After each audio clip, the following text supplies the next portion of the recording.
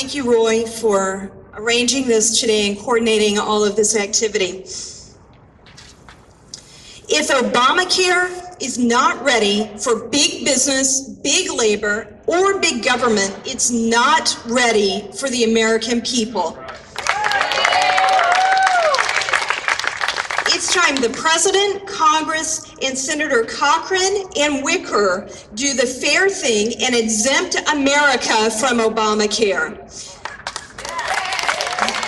The only way to do this is to stop spending our hard-earned tax money on Obamacare, which can be done while still funding the rest of the entire government for the fiscal year 2014. The President acknowledged that Obamacare is not ready. That's why the White House announced a delay in implementing the Obamacare mandate for big business. That comes on the heels of many waivers that have been granted to major labor unions because Obamacare is not ready for them either. And after a closed-door meeting with the President, Senate Democrats, and Senator McCain, the Office of Personnel Management decided to exempt Congress and their staff members from the Obamacare exchanges. The American people have not been offered any waiver or delay. We're stuck with the individual mandate for a bureaucratic law that the White House admits is simply not ready, while our government picks and chooses which parts of Obamacare to ignore and which groups get exemptions.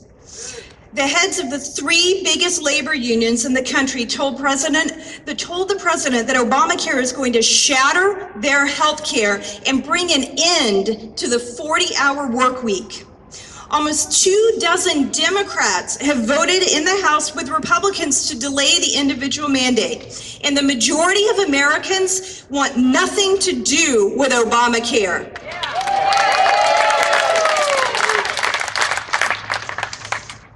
Senator Wicker acknowledges that selective enforcement of Obamacare jeopardizes the rule of law in America. In July, he said the way the administration is implementing the law is wrong and is contrary to how we're supposed to do business in a country where we're supposed to abide by the rule of law. We agree the rule of law is how we are supposed to do business in America. Senator Wicker, if you vote to fund this law with our hard-earned tax dollars, you are jeopardizing the rule of law. In July, Senator Cochran co-sponsored amendments to a Senate appropriations bill and said the amendments offered were motivated by the proposition that more taxpayer dollars should not be directed toward a health care law if the administration cannot implement it in a manner that will not punish families, individuals, and businesses.